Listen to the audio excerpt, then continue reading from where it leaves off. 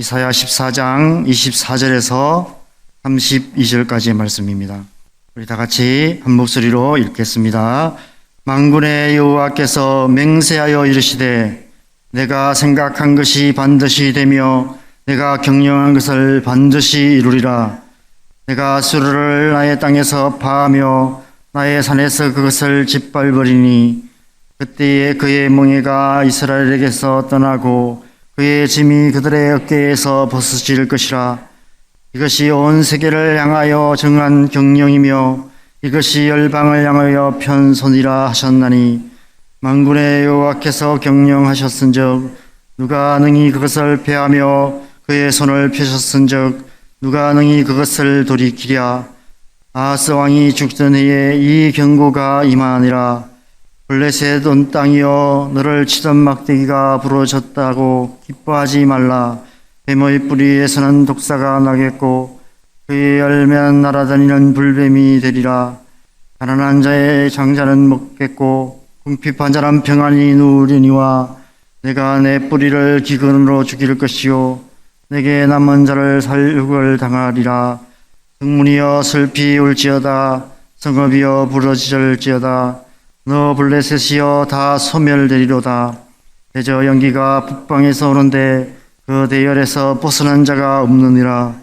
그 나라 사신들에게 어떻게 대답하겠느냐. 여호와께서 시온을 세우셨으니 그의 백성의 공고한 자들이 그 안에서 피난하리라 할 것이니라. 아멘. 우리 개인적으로 잠깐 묵상하는 시간을 갖겠습니다. 함께 말씀을 보겠습니다. 우리가 지금 이제 이사야서를 묵상하고 있습니다. 아마 8월 말까지 1장에서 39장까지 말씀을 묵상하게 됩니다. 이번 주 월요일에 함께 묵상했던 것처럼 이 12장까지는 1장에서 12장까지는 이스라엘 백성들에 대한 구원과 심판에 대한 말씀, 심판과 구원에 대한 말씀이었고 이제 13장부터 이제 한 24장 정도까지는 주변 나라 이방 민족들에 대한 하나님의 심판의 말씀이 기록되어 있습니다. 어제 함께 묵상했던 것처럼 이 13장에서 어제까지 본문 말씀은 바벨론의 심판에 대해서 하나님께서 말씀하셨습니다. 교만하기가 하늘을 찌르고 있는 그 바벨론을 향해서 만군의 여호와께서 잔혹히 분내시며 맹렬히 노하셔서 멸망의 빗자루로 완전히 쓸어버리시는 그날이 올 것이다 라고 엄중히 경고하셨습니다. 그런데 오늘 말씀에서는 이제 또 다른 나라들, 이스라엘을 둘러싸고 있는 또 다른 나라들, 아수르와 블레셋의 심판에 대해서 말씀하십니다. 특별히 오늘 본문 24절과 26절, 27절의 말씀에 보면 경령이라는 단어가 나옵니다. 26절에서는 이것이 온 세계를 향하여 정한 경령이며 이것이 열방을 향하여 편손이라 하셨나니 라고 말씀하고 있습니다. 하나님께서 온 세계와 열방을 심판하시는데 그것을 하나님이 경영하시는 것이다.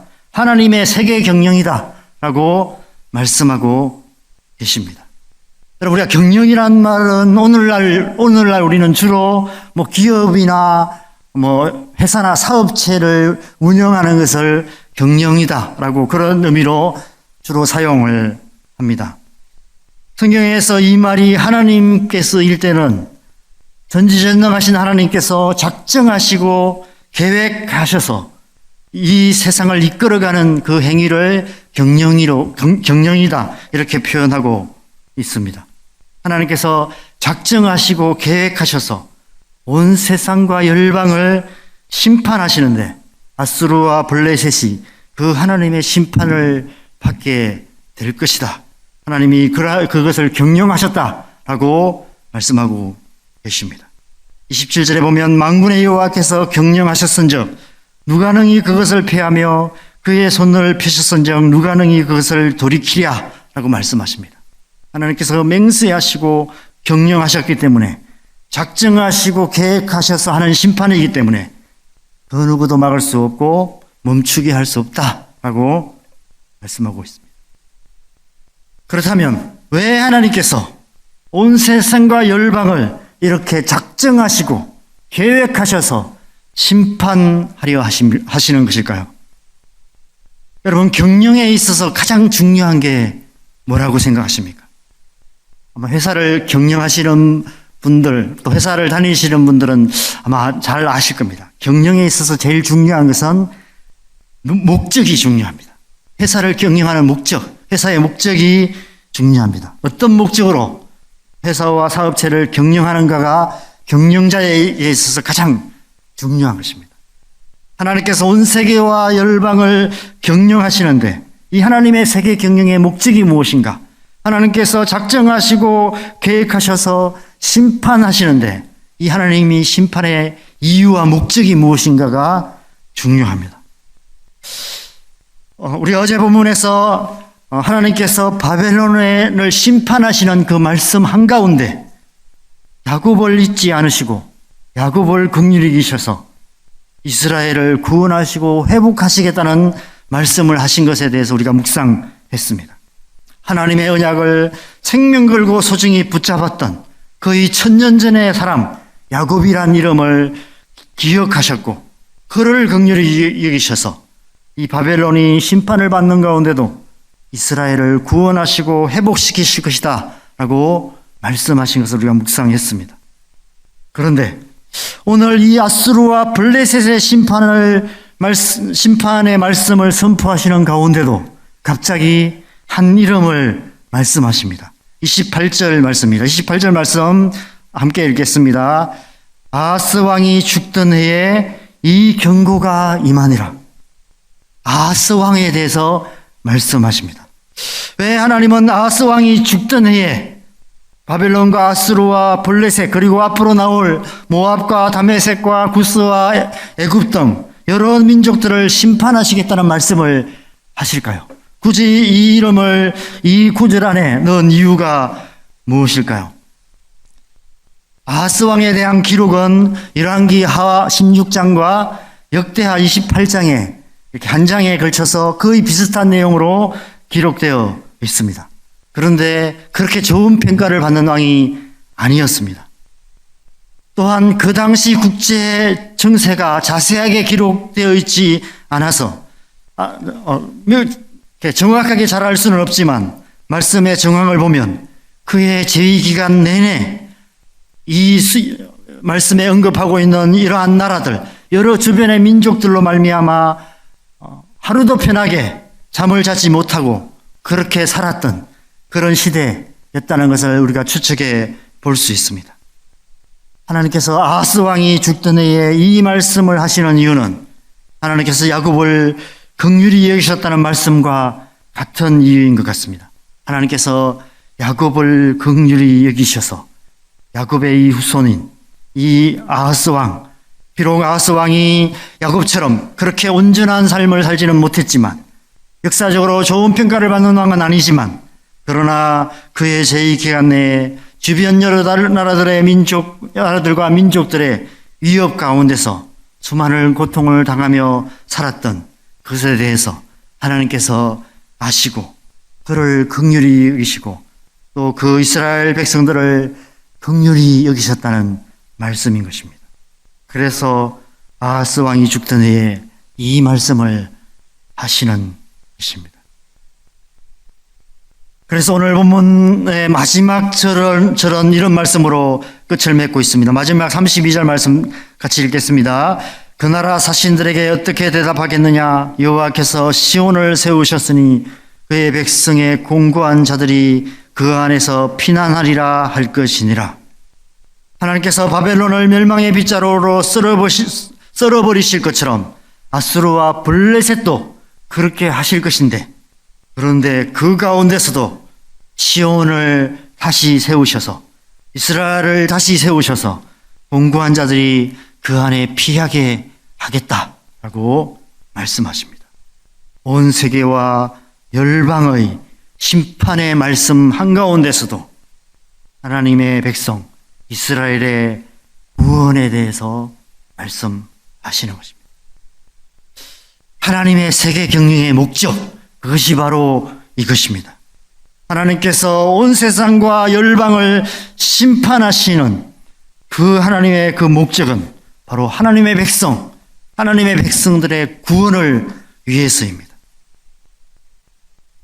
하나님께서 하나님의 백성들을 구원하시기 위해 온 세상과 열방에 심판을 경영하신다는 것입니다. 여러분, 하나님은 어떤 분이십니까? 하나님은 구원하시기 위해 심판하시는 분이십니다. 그의 날 노아와 그 아들들을 구원하시기 위해 온 세상에 홍수 심판으로 온 세상을 썰어버리셨던 것처럼, 홍수의 심판을 경영하셨던 것처럼, 하나님은 하나님의 자녀된 그 이스라엘을 구원하시기 위해 그 블레셋과 바벨론과 아수르와 주변 나라들의 심판을 경영하시고, 또 마지막 날에 온 땅과 열방 가운데 하나님의 교회, 하나님의 백성된 우리를 구원하시기 위해 온 세상과 열방을 심판을 경영하시는 그런 하나님이신 것입니다. 베드로전서 4장 17절 말씀을 보면 이런 말씀이 있습니다.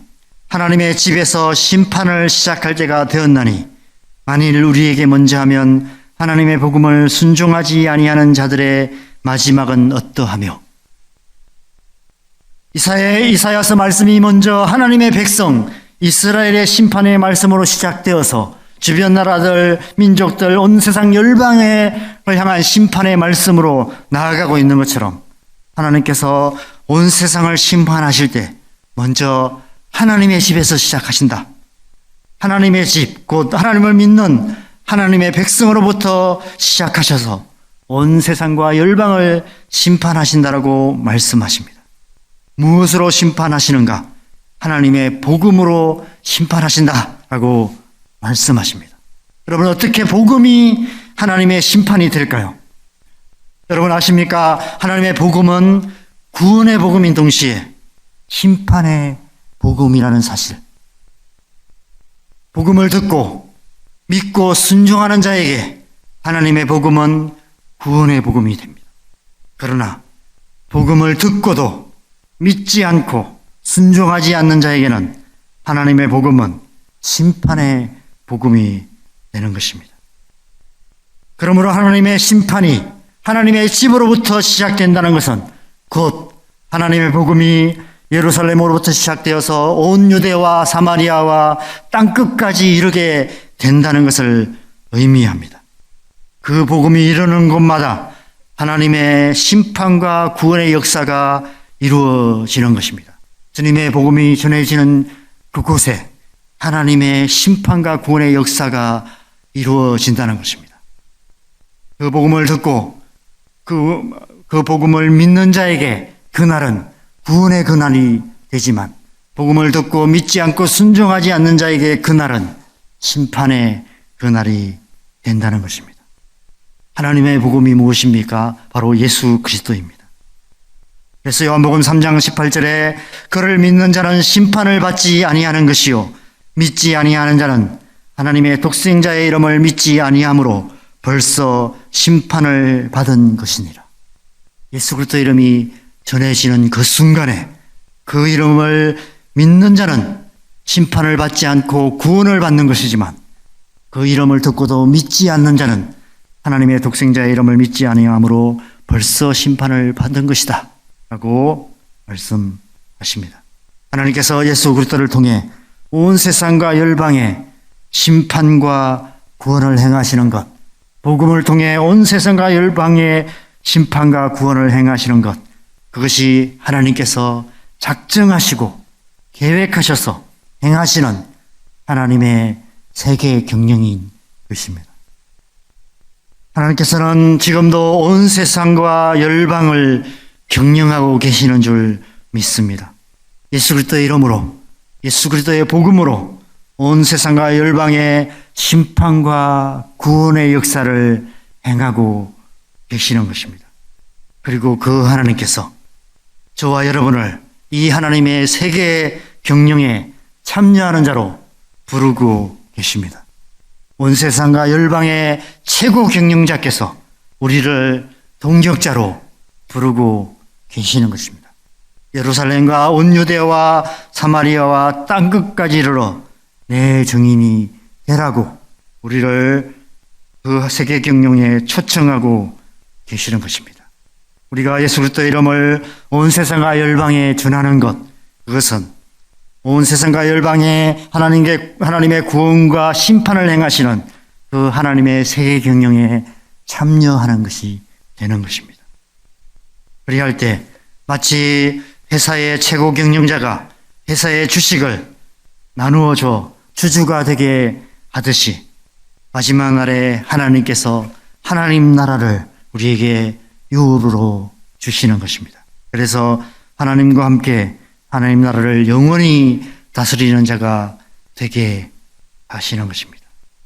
이 놀라운 부르심에 응답하는 저와 여러분 되시기를 바랍니다. 그래서 오늘 하루도 우리가 이 땅을 살아가는 동안 이 하나님의 세계 경영에 참여하는 삶을 살아가는 저와 여러분 되시기를 주님의 이름으로 간절히 축원합니다. 함께 기도하겠습니다.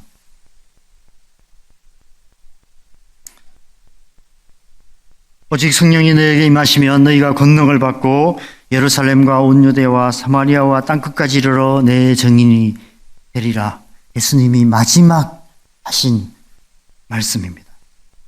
예수님께서 이 말씀으로 우리를 이 하나님의 세계 경영에 초청하고 계시는 것입니다. 우리가 이 부르심에 응답하기 위해서는 날마다 성령으로 충만해야만 우리가 그러한 삶을 살아갈 수 있는 것입니다. 성령으로 충만하여서 예수 그리스도의 이름을 우리의 이웃에 우리가 살아가는 이 땅에 그리고 온 땅과 열방 가운데 증거하는 것이 바로 하나님의 세계 경영의 목적이고 세계 경영을 향한 하나님의 부르심인 줄 믿습니다. 우리가 이 부르심에 응답하여서 하나님 오늘도 우리가 주의 성령으로 충만하여서 성령의 충만함을 받아서 예루살렘과 온 유대와 사마리아와 땅끝까지 이르러 정인된 삶, 하나님의 세계 경영에 참여하는 그런 삶 살아가게 하여 주시옵소서라고 우리 성령 충만을 위해서 함께 기도하겠습니다. 기도하십시다. 하나님 아버지, 이 아침에도